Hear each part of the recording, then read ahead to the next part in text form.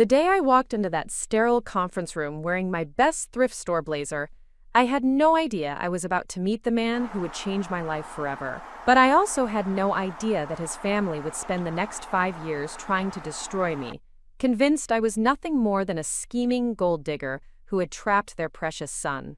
What they didn't know was that while they were busy looking down on me, I was quietly building something that would make their family fortune look like pocket change. But before we jump back in, tell us where you're tuning in from. And if this story touches you, make sure you're subscribed, because tomorrow, I've saved something extra special for you.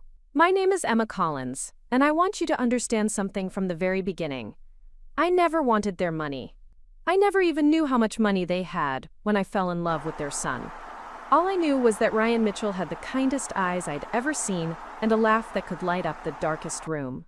But try explaining that to a family who measures everything in dollar signs and social status. I grew up in Cedar Valley, a neighborhood where your success was measured by whether you could keep the lights on and put food on the table every night. My father, Tom Collins, was a mechanic who came home every evening with grease under his fingernails and pride in his heart. My mother, Linda, taught 3rd grade at the local elementary school and spent her summers working at the community center because she believed every child deserved a chance to learn. We weren't poor, but we weren't rich either. We were solidly, unapologetically working class. Our house was a small 2-bedroom ranch with a front yard that my father meticulously maintained and a kitchen where my mother performed daily miracles, turning simple ingredients into meals that somehow always tasted like love. I shared a bedroom with my younger brother Danny until I was 16, when my parents converted the basement into a makeshift room so I could have some privacy while I studied for college entrance exams. Education was everything in our house, not because my parents had grand dreams of social climbing, but because they understood that knowledge was the one thing nobody could ever take away from you. Every report card was celebrated like a holiday. Every academic achievement, no matter how small, was met with the kind of enthusiasm most families reserved for winning the lottery. When I graduated as valedictorian of Cedar Valley High School, my parents threw a backyard barbecue that the whole neighborhood attended. Mrs. Patterson from next door brought her famous potato salad, and Mr. Johnson fired up his ancient grill to help my dad cook burgers for 40 people. That was my world. Small, humble, but filled with genuine affection and respect. Nobody cared what brand of clothes you wore or what kind of car you drove. What mattered was character, kindness, and how you treated the people around you. I worked 3 part-time jobs to pay my way through Riverside Community College. Mornings at the campus bookstore, afternoons tutoring struggling students in mathematics, and weekends cleaning office buildings downtown. It wasn't glamorous, but every paycheck brought me closer to my goal of transferring to Portland State University to study business administration. I had dreams of starting my own company someday, though I had no idea what kind of company it would be. I just knew I wanted to build something meaningful, something that would make my parents proud. It was during my 2nd year at Riverside that I met Ryan. I was rushing between classes, juggling my textbooks and a coffee cup that was way too full, when I literally ran into him outside the library. Coffee went everywhere, soaking both of us, and creating a small lake on the sidewalk. I was mortified, apologizing profusely while trying to salvage my soggy notes, when he started laughing. Not the kind of laugh that makes you feel stupid, but the kind that makes you want to laugh too. Ryan helped me gather my scattered papers, seemingly unbothered by the coffee stains on his obviously expensive shirt. He was tall with dark hair and those remarkable green eyes that seemed to see everything. While I frantically tried to clean up the mess, he calmly suggested we grab fresh coffee together so I could properly apologize. That first conversation lasted 3 hours. We talked about everything and nothing.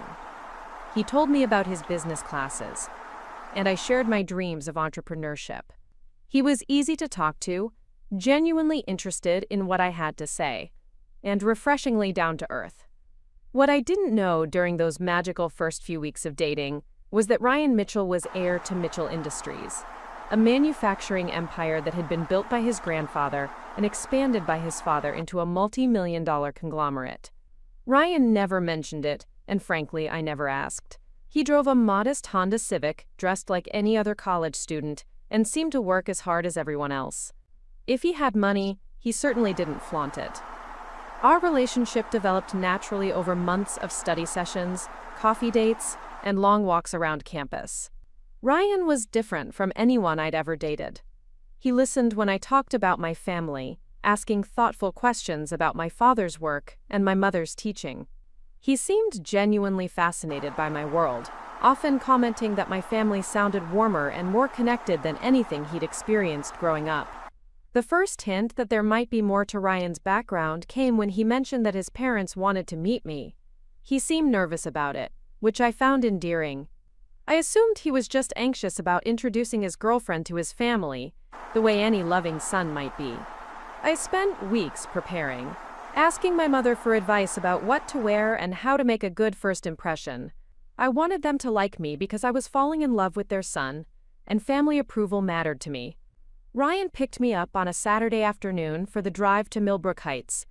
I'd put on my nicest dress, a navy blue one I'd bought for my high school graduation, and the only pair of dress shoes I owned. As we drove through increasingly upscale neighborhoods, I began to feel a knot forming in my stomach. The houses grew larger and more elaborate with each passing mile. Perfectly manicured lawns stretched behind ornate iron gates. European luxury cars sat in circular driveways like expensive jewelry displayed in shop windows. When Ryan finally turned into a gated community and approached a massive estate that looked like something from a magazine, I felt my breath catch in my throat. The Mitchell house wasn't just large, it was imposing. Stone pillars flanked a circular driveway that could have accommodated a dozen cars. Gardens that clearly required professional maintenance surrounded the building, and floor-to-ceiling windows gleamed like mirrors in the afternoon sun. Ryan must have noticed my shocked expression because he reached over and squeezed my hand. "I know it's a lot," he said quietly. "I should have prepared you better. I just wanted you to get to know me first, not for all this." He gestured toward the mansion with what looked like apologetic embarrassment. I appreciated his honesty, but I also felt completely unprepared. Not just for the wealth, but for the implications of that wealth. This wasn't just a nice family with a comfortable lifestyle. This was serious money, generational wealth, the kind of resources that put people in entirely different social stratospheres. Suddenly, Ryan's reluctance to discuss his family background made perfect sense. Patricia Mitchell answered the door herself, which surprised me. I'd half expected a butler or housekeeper. She was an elegant woman in her early 50s, perfectly coiffed and dressed in what I would later learn was a designer outfit that cost more than my father made in a month. Her smile was polite but cool as she looked me up and down, taking in every detail of my appearance with the practiced eye of someone accustomed to evaluating people at first glance. "You must be Emma," she said, extending a perfectly... Preparing and narrating this story took us a lot of time, so if you are enjoying it, subscribe to our channel, it means a lot to us. Now back to the story, manicured hand. "Please, come in." The interior of the house was even more impressive than the exterior. Marble floors reflected light from crystal chandeliers that hung from ceilings that seemed impossibly high. Original artwork adorned the walls, and every piece of furniture looked like it belonged in a museum. I felt like I was walking through a palace, acutely aware of my modest dress and department store shoes, clicking against floors that probably cost more than my parents' entire house. Robert Mitchell appeared from what I assumed was his study, and the resemblance between father and son was immediately apparent. Bob was an older, more distinguished version of Ryan, with silver hair and the kind of confident bearing that comes from a lifetime of success and respect. His handshake was firm, his smile warm but evaluating. "So you're the young lady who's captured our son's attention," he said with the kind of jovial tone that somehow managed to sound both welcoming and slightly condescending. Dinner was served in a formal dining room that could have seated 20 people comfortably. I found myself sitting at a mahogany table that stretched for what seemed like miles, using silverware that felt substantial and foreign in my hands. The conversation started pleasantly enough, with polite questions about my studies and my family, but I could sense an undercurrent of evaluation, as if I were being interviewed for a position I hadn't applied for. Patricia asked about my parents' occupations, with the kind of careful politeness that people use when they already know they won't approve of the answer. When I mentioned that my father was a mechanic and my mother was an elementary school teacher, I saw something flicker in her eyes. Not contempt exactly, but a kind of satisfied confirmation of something she'd already suspected. "How lovely," she said in a tone that suggested it was anything but lovely. "Public service is so admirable, and mechanics are certainly essential. Where did you say you lived again?" "Cedar Valley," I replied, noticing how the name seemed to land in the elegant dining room like a foreign word that didn't quite belong. "Ah," Bob said, nodding as if that explained everything. "I know that area. Hard-working people, salt of the earth." The phrase salt of the earth stung more than I expected it to. It was one of those expressions that wealthy people used when they wanted to sound appreciative of working-class folks, while simultaneously emphasizing the vast distance between their worlds. Salt of the earth meant good people who knew their place and stayed in it. As the evening progressed, the questions became more pointed. Patricia wanted to know about my career plans, my family's financial situation, and my expectations for the future. Each inquiry felt like a gentle probe, designed to uncover my true motivations for dating their son. When I mentioned my dreams of starting my own business, Bob chuckled in a way that suggested he found the idea charmingly naive. "Entrepreneurship is challenging even for people with significant resources and connections," he said kindly but dismissively. "It might be wise to consider more stable career paths. Teaching, perhaps like your mother. Or office administration. There are many respectable jobs that provide steady income." The implication was clear. People like me didn't start businesses. People like me found safe, modest jobs and were grateful for them. I felt my cheeks burn with embarrassment and frustration, but I maintained my composure. Ryan shot his father a sharp look that suggested this wasn't the first time they'd disagreed about social and economic expectations. The real revelation came after dinner when Patricia invited me to join her for coffee in the sitting room while the men retreated to Bob's study. I thought this might be an opportunity for a more personal conversation, perhaps even a chance to connect with Ryan's mother on a woman-to-woman level. Instead, Patricia Mitchell delivered what can only be described as a warning disguised as friendly advice. "Emma, dear, you seem like a lovely girl," she began, settling into a chair that probably cost more than my family's car. "But I feel I should be honest with you about something. Ryan is going to inherit a great deal of responsibility someday. Mitchell Industries employs hundreds of people. There are charitable foundations, social obligations, and expectations that go far beyond what most people understand." I nodded, unsure where this conversation was heading, but certain I wasn't going to like the destination. "The woman Ryan eventually marries will need to be prepared for that kind of life," Patricia continued. "She'll need to understand how to navigate social circles, how to represent the family at important events, how to manage households and staff. These aren't skills that everyone possesses naturally." The message was becoming clearer, but I waited for her to spell it out completely. "I'm not saying this to hurt your feelings," she said with a smile that didn't reach her eyes. "But relationships that cross significant social boundaries rarely work out well for anyone involved. People are happiest when they're with others who share their background, their values, their understanding of the world." There it was, the polite, well-mannered way of telling me I wasn't good enough for her son. Not because I was a bad person, but because I came from the wrong world. Because my parents worked with their hands instead of managing stock portfolios. Because I'd never attended charity galas or summered in the Hamptons. "I appreciate your honesty," I said, fighting to keep my voice steady, "but I think you might be underestimating both Ryan and me. Love isn't about social boundaries. It's about finding someone who makes you want to be the best version of yourself." Patricia's smile became even more strained. "Of course, dear. Young love is always optimistic. But practical considerations have a way of becoming important as time goes on. Financial pressures, family expectations, lifestyle differences. These things matter more than people realize when they're caught up in romance." The implication was that I was either too naive to understand these realities or too calculating to care about them. Either way, I was being positioned as unsuitable for their son. When Ryan and I finally left that evening, I was quiet during the drive home. He kept glancing at me, clearly sensing that something had gone wrong, but not sure what it was. "They'll warm up to you," he said finally.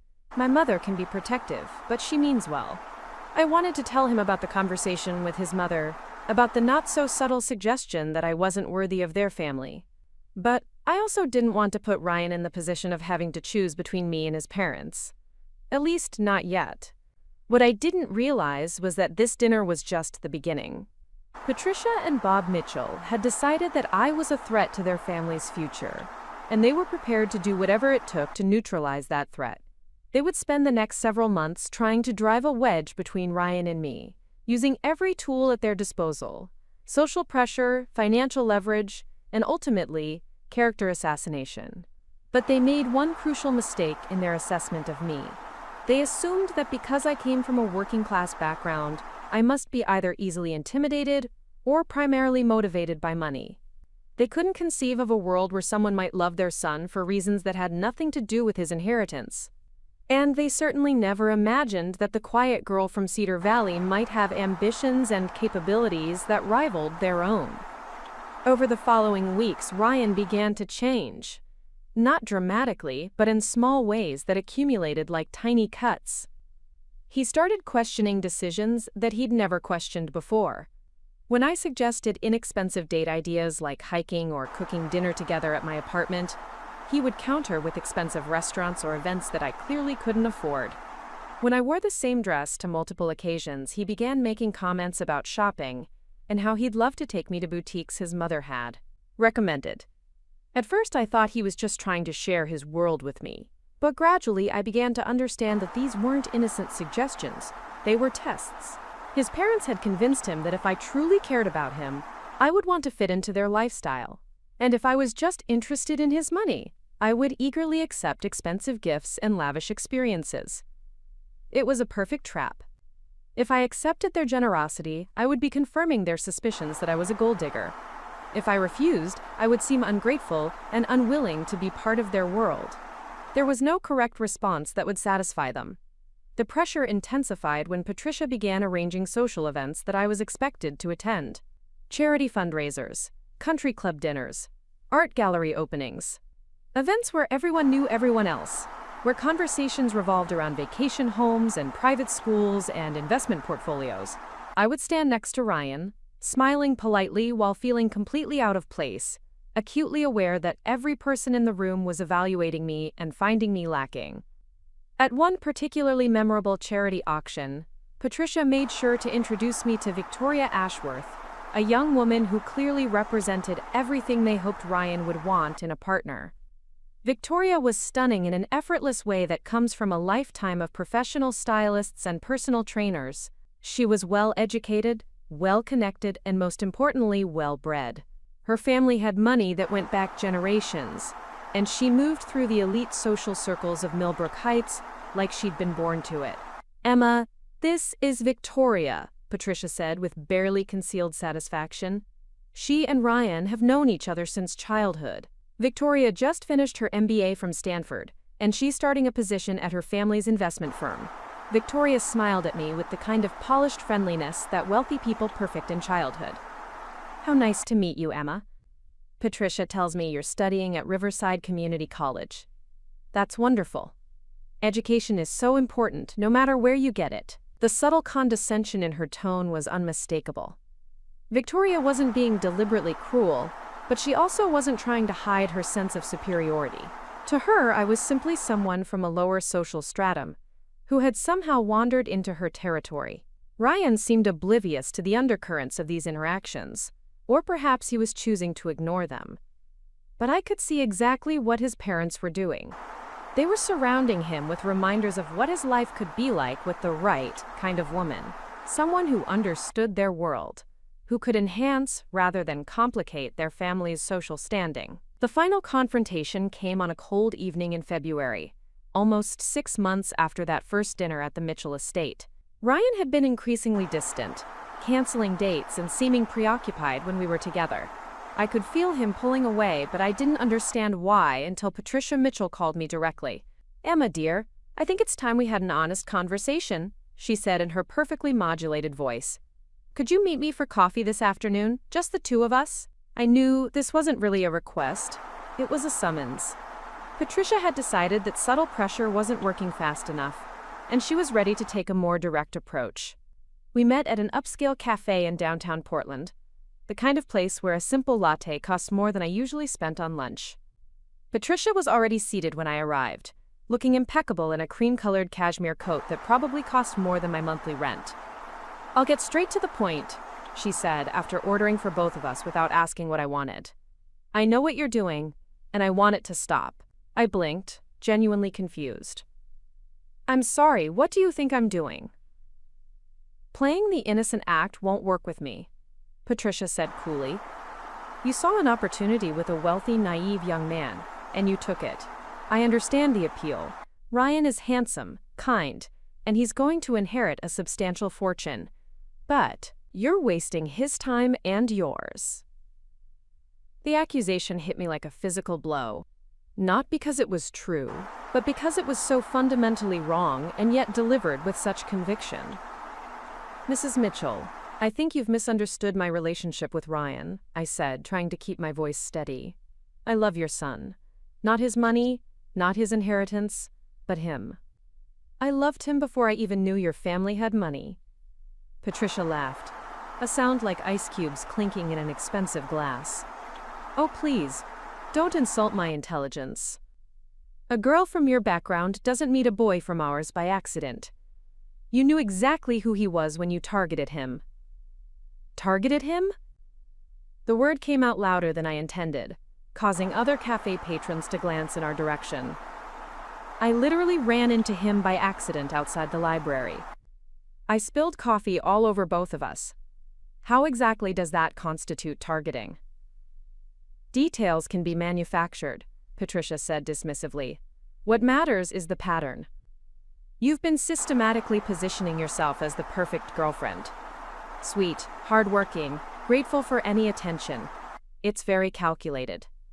I felt something inside me break. Not my heart, exactly, but my faith in the possibility that these people could ever see me as anything other than a threat to be eliminated. "You know what, Mrs. Mitchell? You're right about one thing. I am hardworking. I work 3 jobs to pay for school because my family can't afford to hand me everything I want. I study until 2 in the morning because I believe education matters. And yes, I'm grateful for attention from someone who treats me with respect and kindness. But those aren't strategies or calculations. They're just who I am." Patricia leaned forward slightly, her eyes narrowing. "And who you are isn't suitable for my son. Ryan needs someone who can match his social position. Someone who understands the responsibilities that come with wealth. Someone who can be an asset to his future rather than a liability."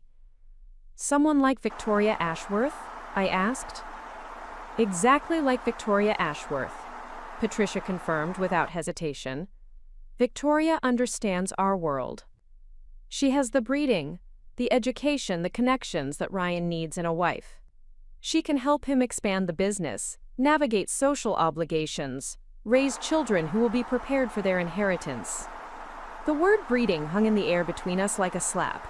I'd been reduced to livestock, evaluated for my genetic and social pedigree rather than my character or capabilities.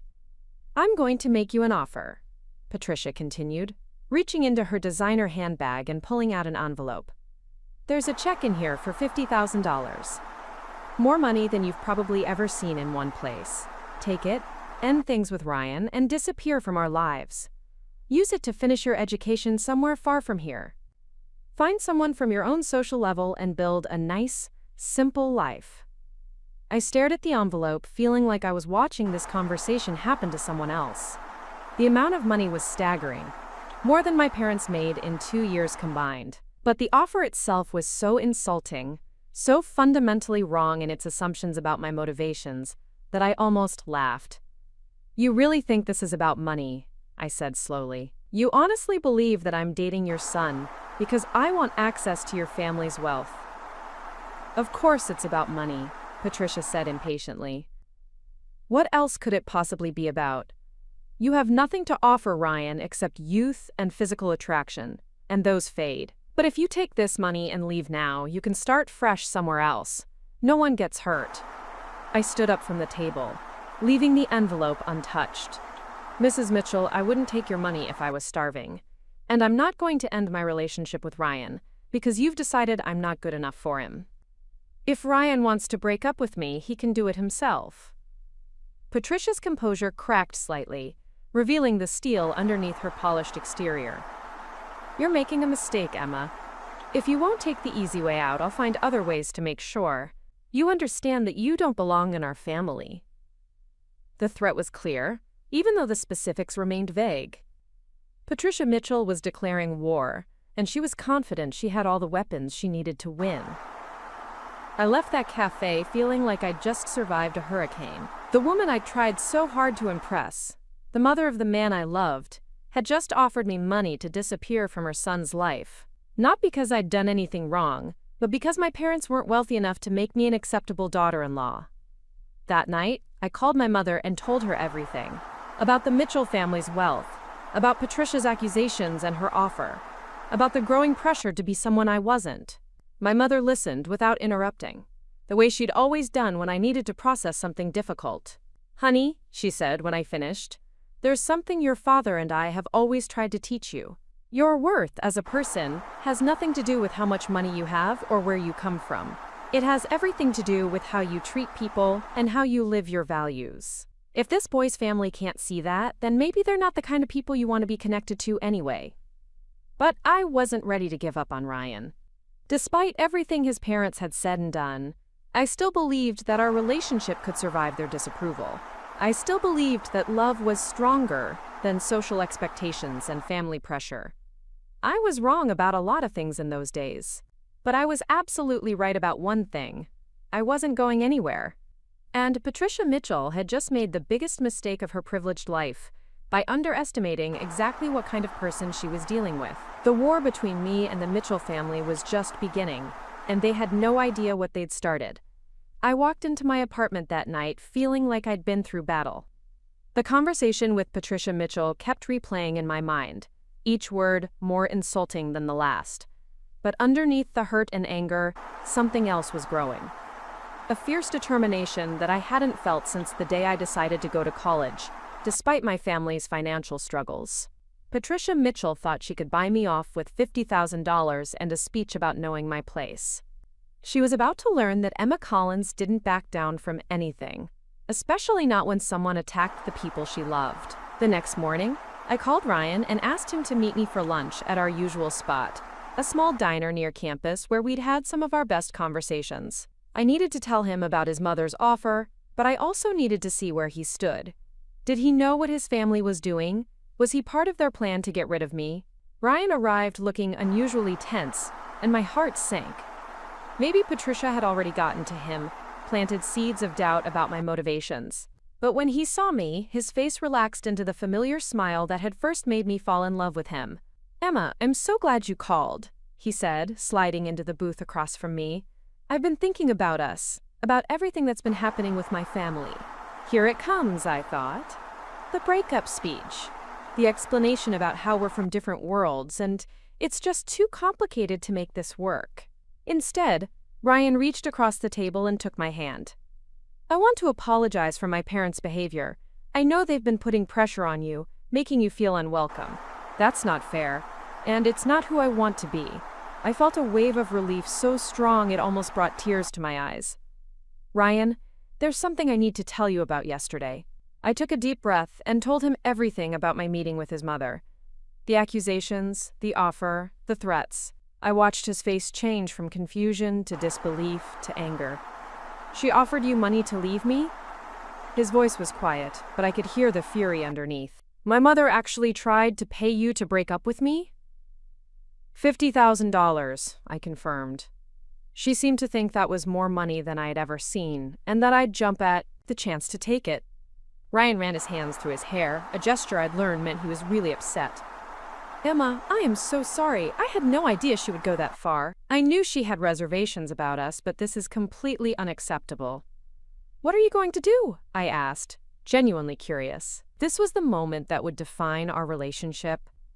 Would Ryan stand up to his family for me, or would he find a way to smooth things over while asking me to be more understanding? "I'm going to have a conversation with both my parents," he said firmly. "This stops now.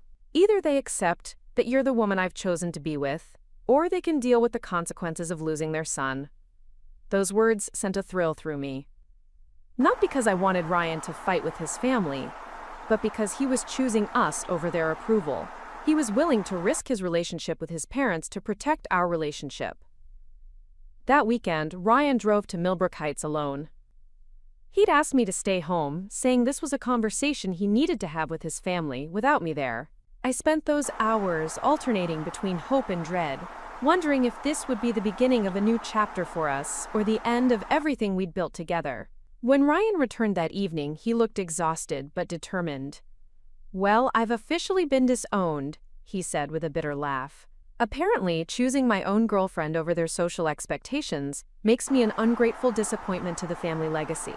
"Ryan, I'm so sorry," I said, even though part of me was secretly relieved that he'd chosen me. "What exactly did they say?" "My father gave me an ultimatum. Stop seeing you or lose my position at Mitchell Industries." My mother was even more direct.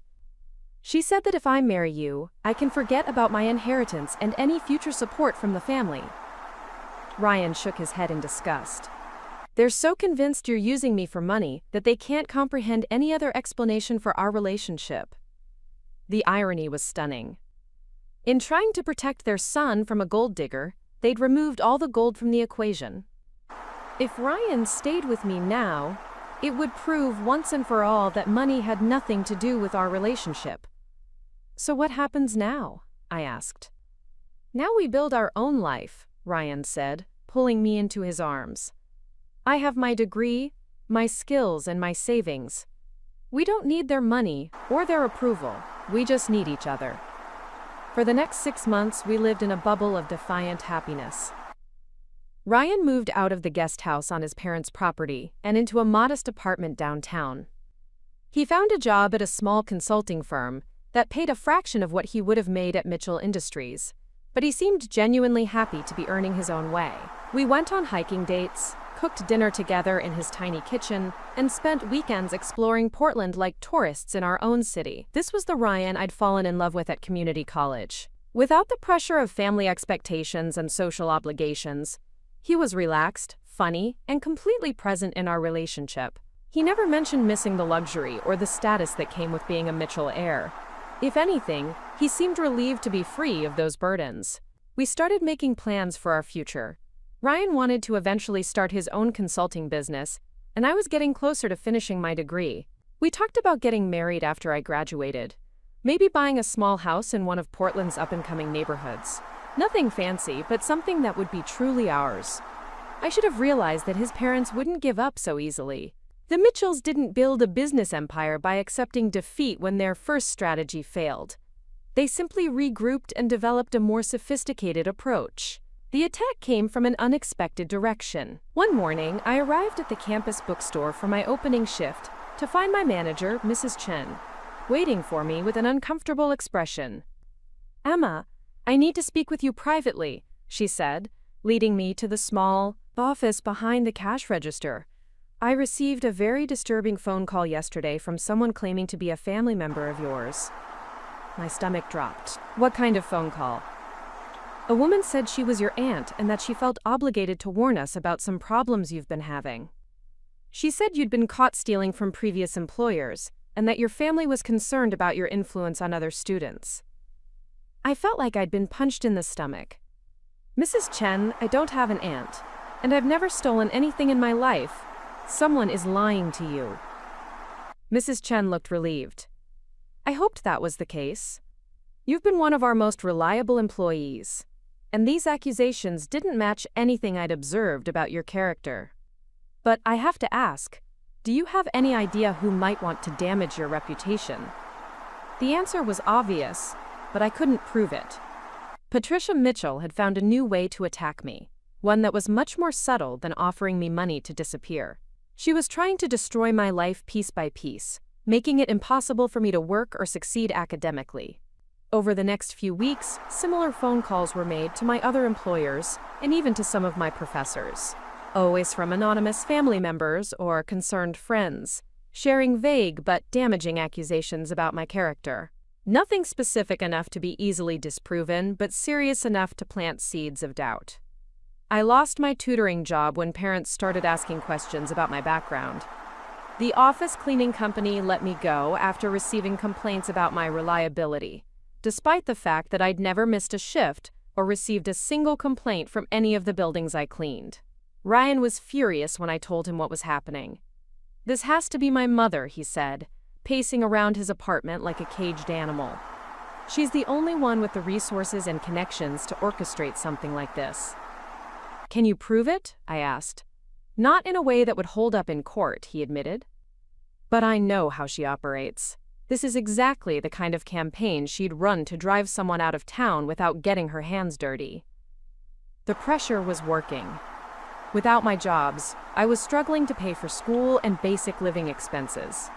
I'd always been proud of my financial independence, but now I was forced to accept help from Ryan, which made me feel like I was proving his parents right about my motivations. Even worse, the stress was affecting my academic performance. I found myself distracted during classes, constantly worried about what new accusation might surface next. My grades, which had always been my source of pride and security, began to slip. Ryan suggested that I move in with him to save money on rent, and, reluctantly, I agreed. It was a practical decision, but it also felt like a surrender.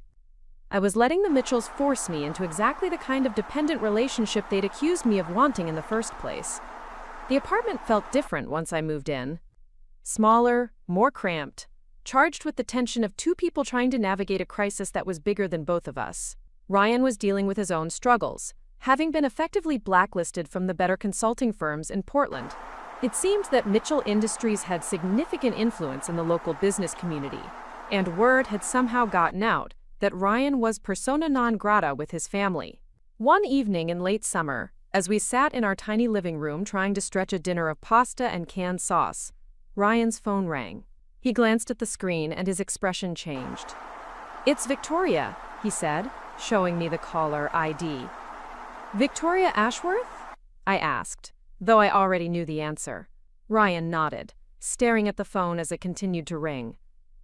"I haven't talked to her since before we started dating. I can't imagine why she'd be calling now." "Answer it," I said, though every instinct told me this call was going to change everything. Ryan put the phone on speaker, and Victoria's cultured voice filled our small apartment. "Ryan, darling, I hope you don't mind me calling out of the blue. I've been thinking about you so much lately." "Hi, Victoria," Ryan said carefully. "It's good to hear from you. What's going on?" "Well, I heard through the grapevine that you've been having some challenges lately. Professional difficulties, family tensions. I wanted you to know that there might be some opportunities available if you're interested in exploring them." I felt a chill run down my spine. This wasn't a casual call from an old friend. This was a recruitment pitch. "What kind of opportunities?" Ryan asked. "My family's investment firm is expanding, and we're looking for someone with your background and skills. The position would involve significant travel, excellent compensation, and the chance to work with some very prestigious clients. It would be a fresh start, a chance to rebuild your career on your own terms." "That sounds interesting," Ryan said slowly. "What would be the timeline for something like that?" "We'd want someone to start as soon as possible. Next month, ideally. The position is based in New York initially, with potential for international assignments. It's exactly the kind of opportunity that someone with your talents deserves." New York. International assignments. Everything that would take Ryan as far away from Portland, and from me as possible. I could see the calculation behind Victoria's offer, and it was brilliant in its simplicity. She wasn't asking Ryan to choose between me and his career. She was offering him a way to have the career he wanted while making it geographically impossible to maintain our relationship. After Ryan hung up, we sat in silence for a long time. I could see him thinking, weighing his options, calculating the costs and benefits of staying versus leaving. "It's a good opportunity," I said finally, because someone had to acknowledge the elephant in the room. "It is," he agreed. "It would solve a lot of problems. Financial pressure, career stagnation, the whole mess with my family." "All of your problems except one," I said quietly. "What's that?" "Me. I'm the one problem that would be solved by you taking that job." Ryan turned to look at me, and I saw something in his eyes that I'd never seen before. Not doubt about his feelings for me, but doubt about whether those feelings were worth the price he was paying to maintain them. "Emma, that's not fair," he said. "You know I love you. But we have to be realistic about our situation. My family has more resources and influence than we ever imagined. They can make our lives miserable indefinitely." "So we let them win?" I asked. "We make a strategic retreat," he said. "I take the job, establish myself professionally, and then we figure out how to be together without all this external pressure." I wanted to believe that could work, but I could hear the doubt in his own voice. Once Ryan left for New York, once he was back in the world of prestigious careers and social connections, would he still want the community college girl from Cedar Valley? Or would he meet someone like Victoria, someone who could share his new life without complicating it? "How long would you be gone?" I asked. "The initial contract is for 2 years," he said, "but depending on how things go, it could be longer." 2 years felt like a lifetime. 2 years of long-distance phone calls and occasional visits. 2 years of me finishing school and starting my career while wondering if the man I loved was falling in love with someone else 3,000 miles away. But what choice did we have? Ryan's parents had systematically destroyed his opportunities in Portland, and they'd done their best to destroy mine as well. Maybe separating temporarily was the only way to survive their assault on our relationship. "If this is what you need to do, I understand," I said, though the words felt like swallowing glass. Ryan pulled me into his arms, and I could feel the relief in his body. The decision was made, even if neither of us wanted to admit it out loud. "It's not forever," he said into my hair. "Once I'm established, once I have some independence from my family's influence, we can figure out how to make this work." I nodded against his chest, but I was already mourning the loss of what we'd had. The easy intimacy, the shared dreams, the feeling that we were building something together. All of that was about to disappear, replaced by the uncertainty of a long-distance relationship that would be tested by time, distance, and the constant pressure of other opportunities. Ryan left for New York 6 weeks later. We spent his last night in Portland, making promises about staying in touch, about visits and phone calls, and maintaining our connection across the miles. We both pretended to believe that nothing fundamental was changing, that this was just a temporary adjustment to our plans. I drove him to the airport the next morning, and we stood at the security checkpoint trying to find words for a goodbye that felt more final than either of us wanted to admit. "I love you," Ryan said, holding my face in his hands. "That's not going to change." "I love you too," I replied, memorizing the feeling of his touch. I watched him disappear through security, and then I drove home to an empty apartment that still smelled like his cologne. For the first time since Patricia Mitchell had offered me money to disappear from her son's life, I wondered if maybe she'd been right about one thing. Maybe love wasn't enough to overcome the practical realities of coming from different worlds. But I wasn't ready to give up yet. I still had my education to finish, my dreams to pursue, and my own future to build. If Ryan and I were meant to be together, we'd find a way to make it work. And if we weren't, at least I'd have something to show for all the pain and struggle of the past year.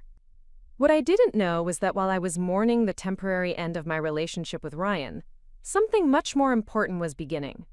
The seeds of my own success were already planted, and Patricia Mitchell's attempts to destroy me had actually forced me to become stronger, more resourceful, and more determined than I'd ever been before.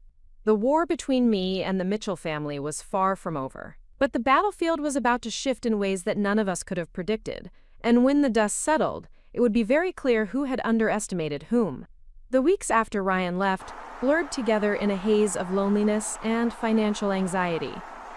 Our apartment felt cavernous without him, every corner echoing with memories of conversations we'd never have again, meals we'd never share, dreams we'd probably never fulfill together. I found myself sleeping on the couch because the bedroom held too many reminders of what I'd lost. Ryan called every night for the first week, his voice crackling through poor phone connections as he described his new life in Manhattan. The job was everything Victoria had promised. Prestigious clients, challenging projects, and a salary that dwarfed anything he could have earned in Portland. He was staying in a corporate apartment in Midtown until he found his own place. And from his descriptions, even the temporary housing was more luxurious than anywhere we'd ever lived together. The work is intense, he told me during one of our late-night calls. 12-hour days are normal, and I'm traveling to client sites constantly. But Emma, the opportunities here are incredible. I'm working on deals worth hundreds of millions of dollars. I tried to sound supportive and enthusiastic, but each conversation felt like watching him drift further away from the life we'd planned together. He was speaking a language I didn't understand, referencing people I'd never meet, describing experiences I couldn't share. The boy who'd been content cooking pasta in our tiny kitchen was disappearing, replaced by someone who belonged in boardrooms and exclusive restaurants. By the second week, our calls became shorter and less frequent. Ryan was always rushing to a meeting or catching a flight, and the time difference made coordination increasingly difficult. I'd call during my lunch break only to reach his voicemail. He'd call me back hours later when I was already asleep. The physical distance was manageable, but the emotional distance was devastating. We were becoming strangers to each other, connected only by increasingly strained conversations about our incompatible daily lives. Meanwhile, my own situation was deteriorating rapidly. Despite searching constantly, I couldn't find new employment. Word had somehow spread throughout Portland's service industry that I was unreliable, dishonest, or difficult to work with. The anonymous phone campaigns had been devastatingly effective. Potential employers would seem interested until they called references or did background checks, and then they'd suddenly decide I wasn't the right fit.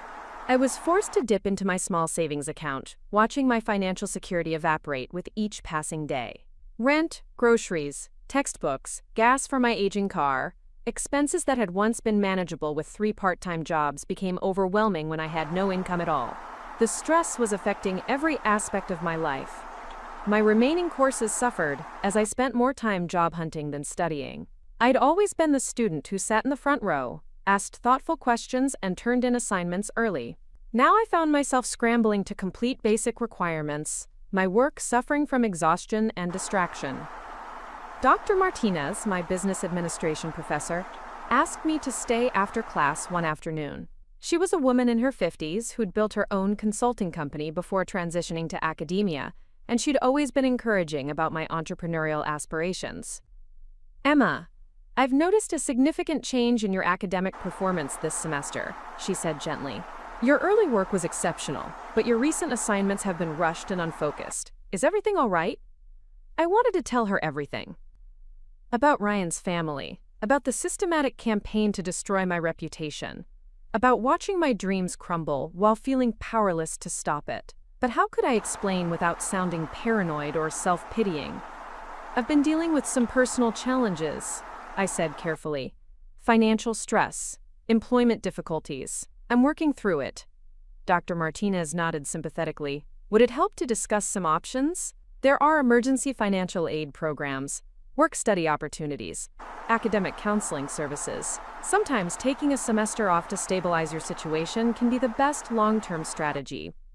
The suggestion hit me like a physical blow. Taking time off from school felt like giving up, like admitting that Patricia Mitchell had won.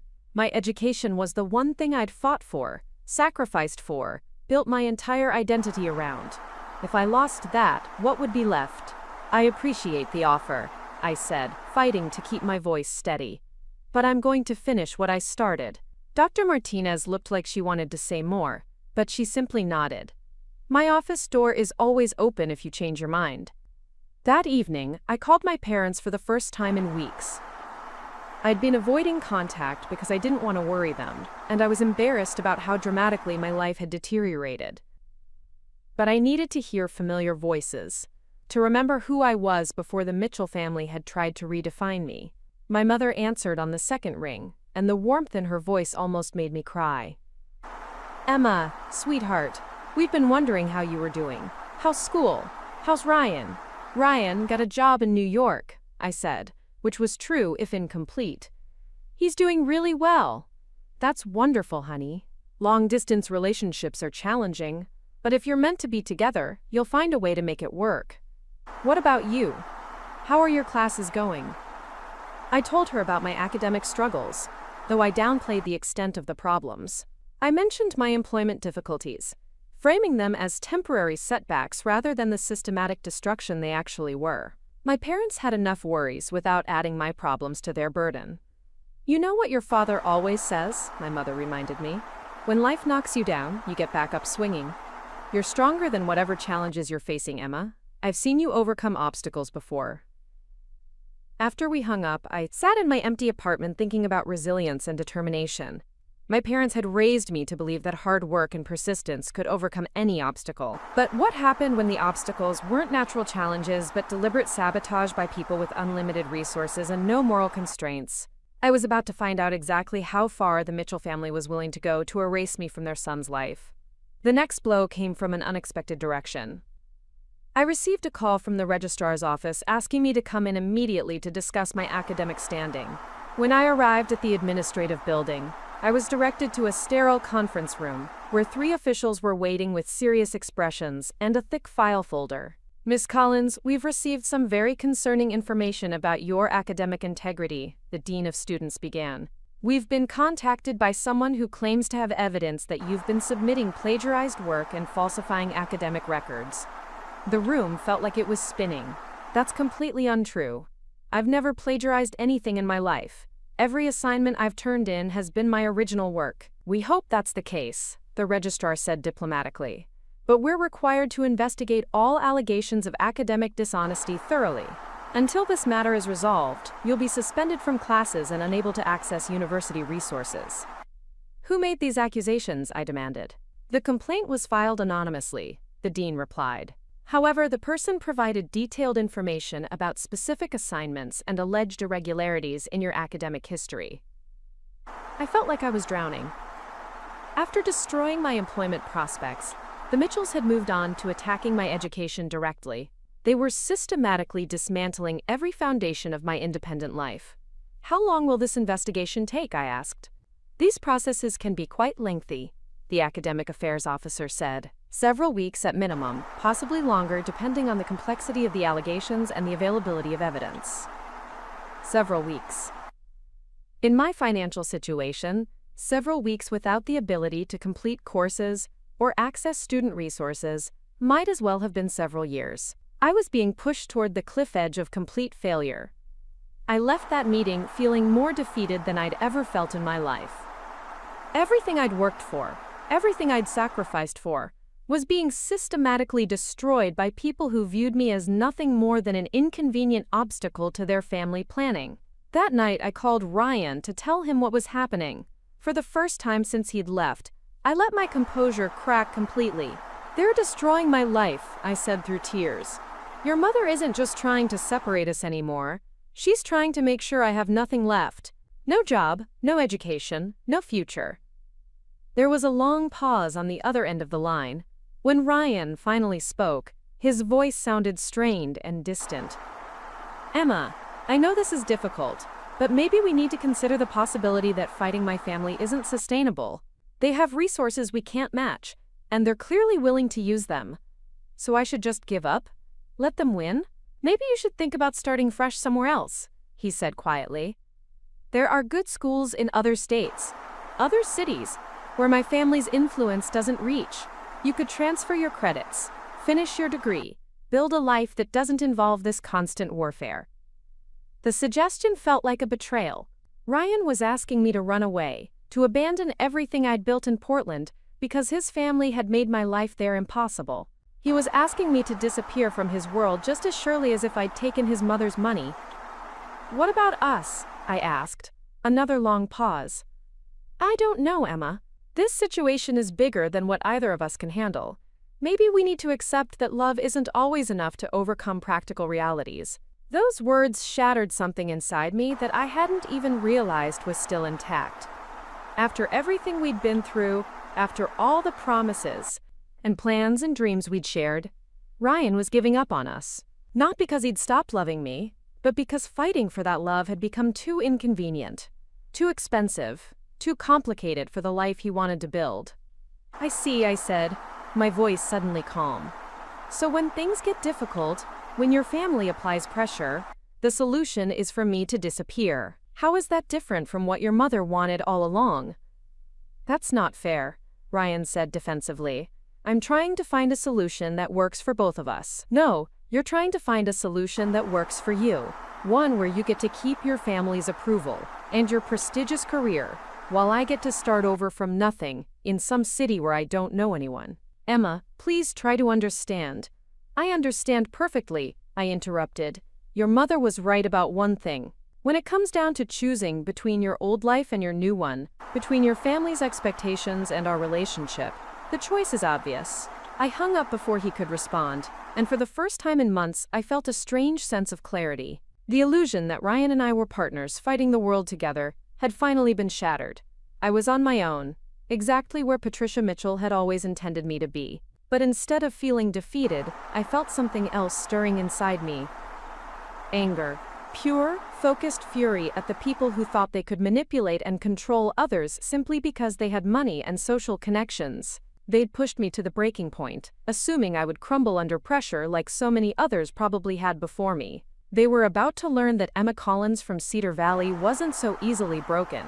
The academic investigation dragged on for 6 weeks, during which I was essentially trapped in a bureaucratic limbo. I couldn't attend classes, couldn't access the library, couldn't even set foot on campus without special permission. The officials assigned to my case seemed to be in no hurry to resolve the matter, despite the obvious lack of evidence supporting the allegations. I spent those weeks in my apartment, burning through the last of my savings while trying to figure out what to do next. Ryan called a few more times, but our conversations were stilted and uncomfortable. He was clearly struggling with guilt about our breakup, but not enough to actually fight for our relationship or challenge his family's behavior. The final betrayal came on a Thursday evening in late October. I was mindlessly scrolling through social media, something I'd been doing too much of since my enforced isolation began, when I saw a photo that stopped my heart.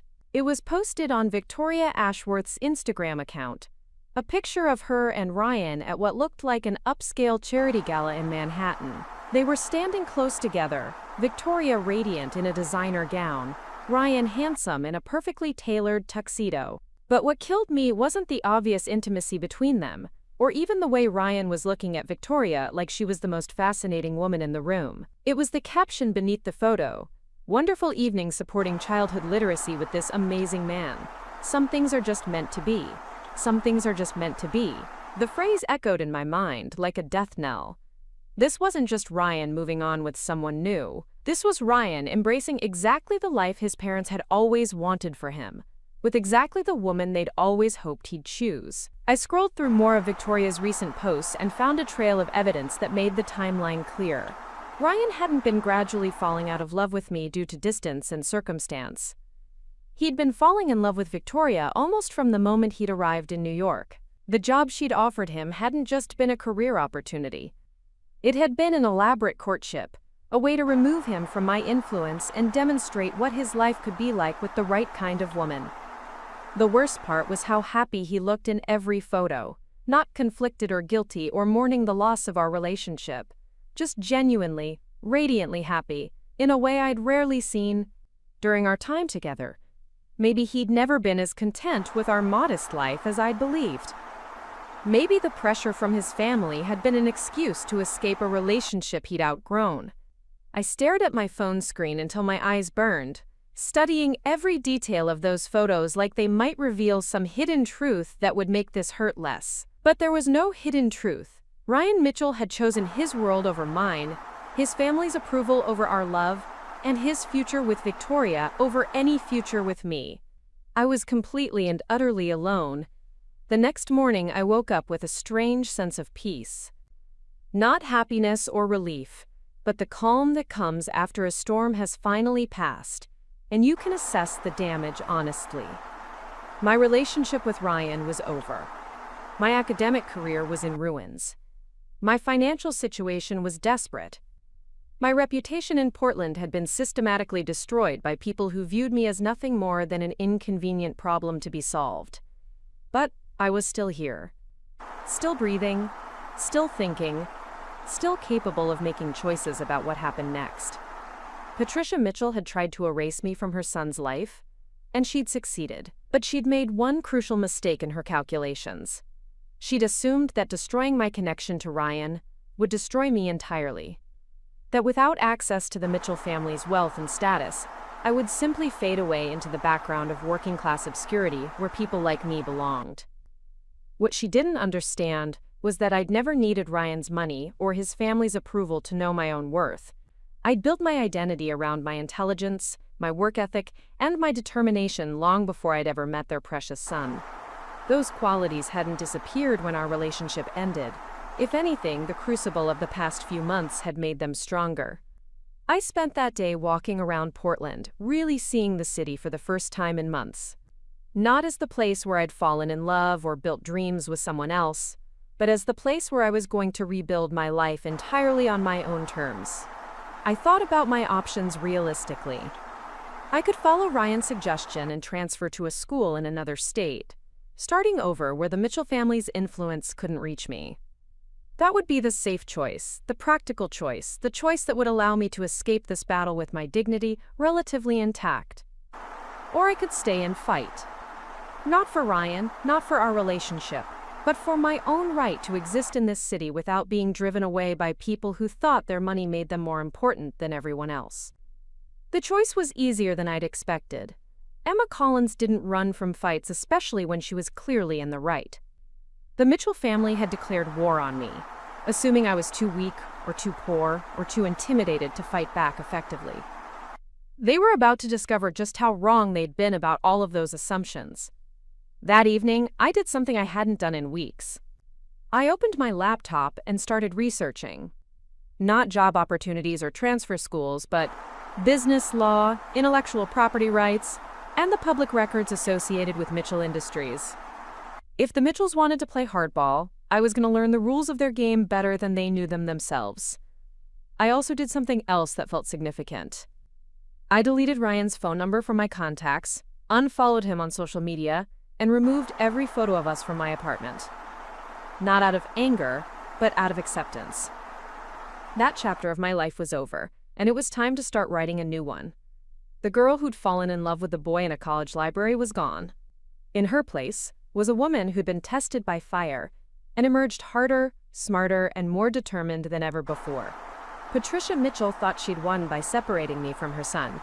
She had no idea that she'd actually done me the biggest favor of my life. The morning I decided to fight back rather than run away, I woke up before dawn with a clarity I hadn't felt in months. I made coffee in my tiny kitchen and sat at the card table that served as my dining room, laptop open, surrounded by printouts and notebooks filled with research. For the first time since this nightmare began, I had a plan. My first step was to clear my name at the university. I'd spent weeks passively waiting for the academic integrity investigation to resolve itself, but passive waiting was a luxury I could no longer afford. I needed to take control of the narrative.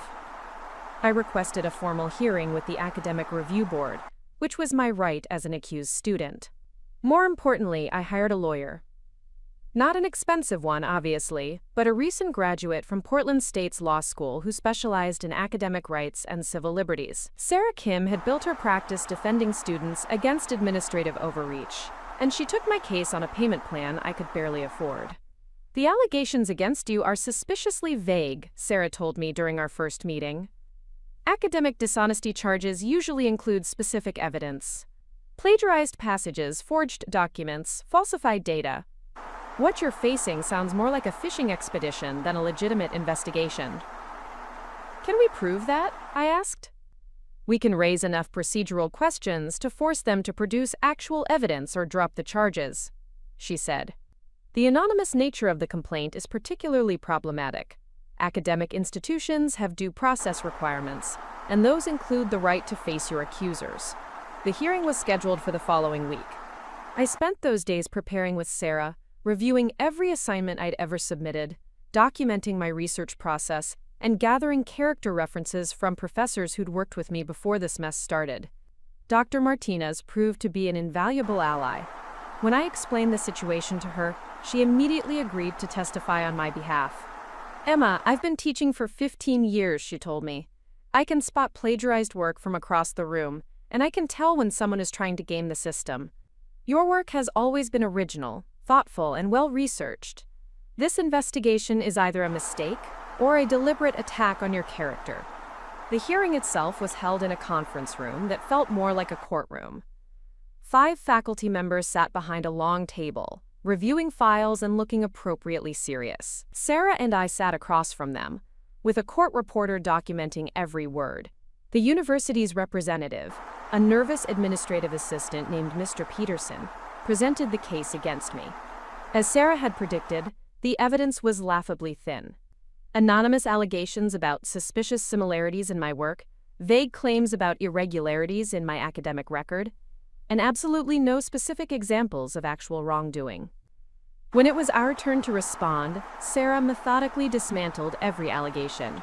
She presented my original research notes, my documented sources, and testimony from professors who could vouch for the authenticity of my work.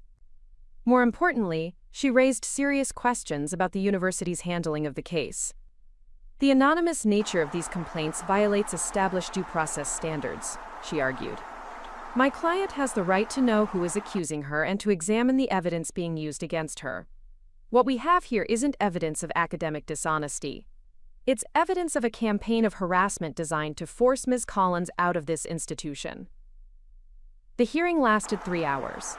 When it was over, the review board retired to deliberate, and Sarah and I waited in the hallway like defendants in a criminal trial. "How do you think it went?" I asked.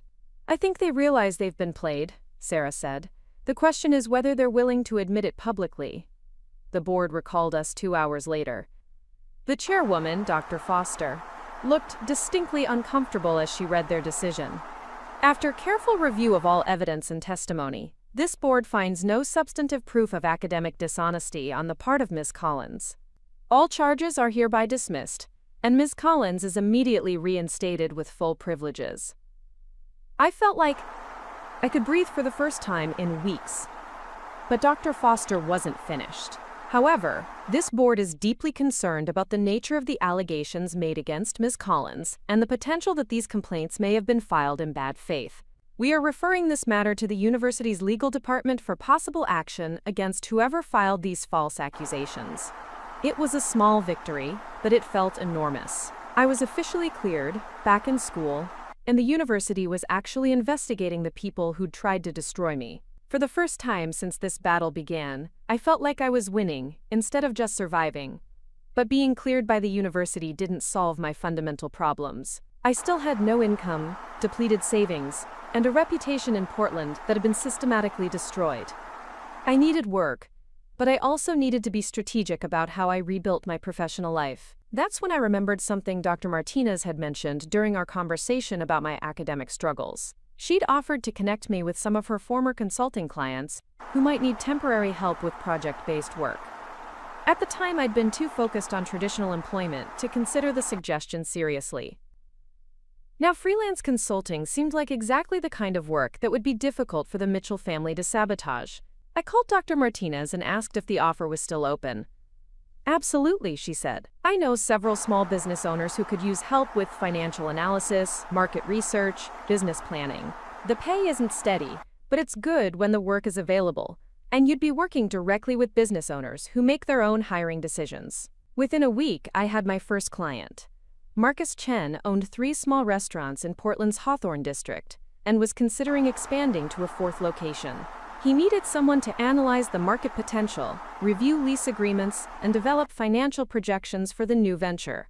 "Dr. Martinez says you're brilliant with numbers and have great business instincts," Marcus told me during our initial meeting. "She also says you're going through a tough time and could use a break. I believe in helping people who are working hard to build something better." Marcus paid me more for 2 weeks of work than I'd made in a month at my previous jobs. More importantly, he treated me like a professional partner rather than a charity case. He listened to my analysis, asked thoughtful questions, and ultimately decided to move forward with the expansion based largely on my recommendations. "You have a gift for seeing patterns that other people miss," he told me when the project was finished. "If you ever decide to start your own consulting business, I'd be your first client." The idea hadn't occurred to me before, but once Marcus planted the seed, it grew quickly. I could start my own consulting practice, working with small and medium-sized businesses that needed strategic help but couldn't afford the big firms. It would allow me to use my education and skills while building something that belonged entirely to me. I spent the next month developing a business plan for Collins Strategic Consulting. I researched the market, identified potential clients, and calculated how much capital I'd need to get started. The numbers were daunting, but not impossible. I'd need basic office equipment, professional insurance, marketing materials, and enough savings to survive the initial months while building a client base. The equipment and insurance I could finance, the marketing materials I could create myself. The survival money was the real challenge. I had enough savings left for maybe 2 months of basic expenses, which wasn't nearly enough runway for a new business. That's when I decided to do something I'd never done before. I called my parents and asked for help.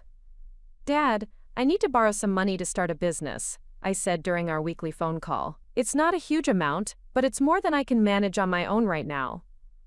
There was a pause on the other end of the line. My parents had never been in a position to loan anyone money, even their own children. They lived paycheck to paycheck, just like most working-class families. "How much are you talking about, sweetheart?" my father asked. $5,000, I said. "I know it's a lot, but I have a solid business plan, and I already have potential clients lined up." Another pause, then quiet conversation between my parents that I couldn't quite hear. "Emma," my mother came on the line, "your father and I have been talking about this for a while. We've been putting aside a little money each month for you and Danny, thinking maybe someday you'd want to buy a house or start a family. We don't have much, but we have about $6,000 saved. If you think starting this business is the right move, we want to help you do it." I started crying right there on the phone. Not just because of the money, although that was a lifeline I desperately needed, but because my parents believed in me enough to risk their own financial security on my dreams. After months of being told I wasn't good enough, smart enough, or worthy enough, my family was proving that I was worth investing in. "I promise I'll pay you back," I said through tears. "We know you will," my father said. "But more than that, we know you're going to build something amazing. We've always been proud of you, Emma, and we can't wait to see what you accomplish next." Collins Strategic Consulting officially opened for business on a rainy Monday morning in February. I'd rented a tiny office space in a converted warehouse in southeast Portland, furnished it with secondhand furniture and a reliable computer, and printed business cards that looked more professional than I felt. My first real challenge came from an unexpected source. A week after opening, I received a call from a potential client who'd heard about my services through Dr. Martinez's network. "I'm interested in hiring you for a project," the caller said, "but I need to ask you about some concerns that have been raised about your professional background." My heart sank. Even here, working independently with my own business, the Mitchell family's influence was reaching me. "What kind of concerns?" I asked. "Well, I received a call from someone claiming to be a former client of yours. They said you'd overcharged for services, missed deadlines, and provided substandard work. They suggested I might want to reconsider hiring you." I felt the familiar rage building, but I forced myself to stay calm. "Sir, I can provide you with references from every project I've worked on, including detailed testimonials from satisfied clients. I can also show you my academic records, my business license, and my professional insurance certificates. But I need to tell you something important." I took a deep breath and made a decision that would define how I handled these attacks going forward. "I'm being targeted by a harassment campaign," I said. "A wealthy family is trying to destroy my reputation because they disapprove of a personal relationship I had with their son. They've been making anonymous accusations against me for months, all of which have been investigated and found to be baseless. If you'd like to verify this, I can connect you with my attorney and the university officials who cleared me of similar false charges." There was a long pause. Then the potential client said something that surprised me. "You know what? I respect your honesty. Anyone being attacked this systematically must be doing something right. When can you start?" That conversation taught me an important lesson. Instead of hiding from the Mitchell family's attacks, I needed to address them head-on. Transparency and honesty were more powerful than denial or defensiveness. I developed a standard response for dealing with the anonymous complaints. I created a document that included my credentials, testimonials from real clients, documentation of the false academic charges that had been dismissed, and a clear explanation of the harassment campaign I was facing. Whenever a potential client raised concerns, I sent them this package and offered to connect them with my attorney for verification. The strategy worked. Most people, especially small business owners who understood what it meant to work hard for success, were outraged on my behalf. Several potential clients became actual clients, specifically because they wanted to support someone who is being unfairly targeted by wealthy bullies. Over the following months, Collins Strategic Consulting began to grow. I worked with restaurant owners, retail shops, small manufacturers, and service businesses. Each project taught me something new about different industries and business models. More importantly, each successful project built my reputation and my confidence. I wasn't just surviving anymore, I was building something meaningful. The real breakthrough came in early summer, when Marcus Chen recommended me to a potential client who would change everything. Elena Rodriguez owned a small chain of eco-friendly cleaning supply stores that was struggling to compete with larger retailers. She needed someone to help her develop a strategy for growth and differentiation. "Marcus says you're the smartest business consultant he's ever worked with," Elena told me during our initial meeting. "He also says you're honest, which is apparently rare in your industry." Elena's challenge was complex. Her products were higher quality and more environmentally responsible than the mass-market alternatives, but they were also more expensive. She was losing customers to big-box stores that could offer cheaper prices, and she was struggling to communicate her value proposition effectively. I spent 3 weeks analyzing Elena's business, studying her competition, and researching consumer trends in sustainable products. What I discovered was that Elena wasn't just selling cleaning supplies. She was selling a lifestyle choice, a way for consumers to align their purchasing decisions with their values. The strategy I developed focused on repositioning Elena's stores as community hubs for environmentally conscious consumers. Instead of competing on price, we would compete on expertise, service, and shared values. We created workshops on sustainable living, partnered with local environmental groups, and developed a loyalty program that rewarded customers for making eco-friendly choices. The results exceeded everyone's expectations. Within 6 months, Elena's sales had increased by 40%, and she was planning to open 2 additional locations. More importantly, she'd transformed her business from a struggling retailer into a thriving community resource. "Emma, you didn't just save my business," Elena told me. "You helped me understand what my business was really about. I want to offer you something." Elena's offer was unexpected and generous. She wanted me to become a part-time partner in her expansion, handling all strategic planning and business development in exchange for an equity stake in the new locations. "I've never had a business partner before," I admitted. "Neither have I," Elena said. "But I've learned that success is easier when you're working with people who understand your vision and share your values." The partnership with Elena marked a turning point in my life. I wasn't just running a consulting business anymore. I was building an investment portfolio, developing expertise in retail strategy, and creating wealth rather than just earning income. 6 months later, I was analyzing financial statements for one of Elena's new locations when I realized something that took my breath away. The equity value of my partnership, combined with the growth of my consulting practice, meant that I was worth more money than I'd ever imagined possible. Not rich by Mitchell family standards, but financially independent by any reasonable measure. I was sitting in my expanded office space, looking out at the Portland skyline, when my phone rang. The caller ID showed Dr. Martinez's number. "Emma, I have some interesting news," she said. "I just heard from a colleague at the business school that Mitchell Industries is facing some serious financial difficulties. Apparently they lost several major contracts recently, and there are rumors about management problems and family conflicts affecting operations." I felt a strange sense of detachment from this information. There was a time when news about the Mitchell family would have consumed my thoughts, but now it felt like hearing about strangers. "That's unfortunate," I said, and I meant it. I didn't wish suffering on anyone, even people who'd tried to destroy my life. "There's more," Dr. Martinez continued. "I also heard that Ryan Mitchell is back in Portland. Apparently his job in New York didn't work out as planned, and he's been trying to find work locally." That information did affect me, though not in the way I'd expected. Instead of heartbreak or anger, I felt a kind of sad closure. Ryan had given up everything we'd built together to chase his family's version of success, and it hadn't worked out for him. I hoped he'd learned something from the experience, but it was no longer my concern. I appreciate you letting me know, I told Dr. Martinez. But honestly, that feels like someone else's life now. And it did. The girl who'd been devastated by Ryan's abandonment, who'd felt worthless when his family rejected her, who'd believed that love was worth any sacrifice, was gone. In her place was a woman who'd built something substantial with her own hands, who'd learned that the most important relationship was the one she had with herself. That evening, I called my parents to give them an update on the business. "Dad, I want you to know that I'll be able to pay back your loan next month," I said, with interest. "That's wonderful, sweetheart," he said.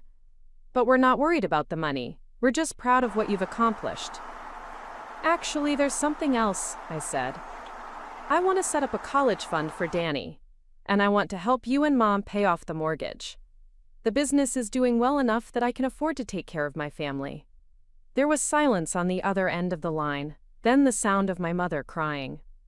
"Emma," she said when she could speak again, "we are so proud of you, not because of the money, but because of who you've become. You faced something terrible, and you didn't let it break you. You built something beautiful instead." Later that night, I stood on the balcony of my new apartment, looking out over the city where I'd once felt so lost and defeated. Portland looked different now. Not like a place where I'd been rejected and humiliated, but like a place where I'd discovered my own strength and created my own success. I thought about Patricia Mitchell and her offer of $50,000 to disappear from her son's life. The irony was almost funny. She'd been so concerned about a working-class girl trying to access her family's wealth that she'd never considered the possibility that I might create wealth of my own.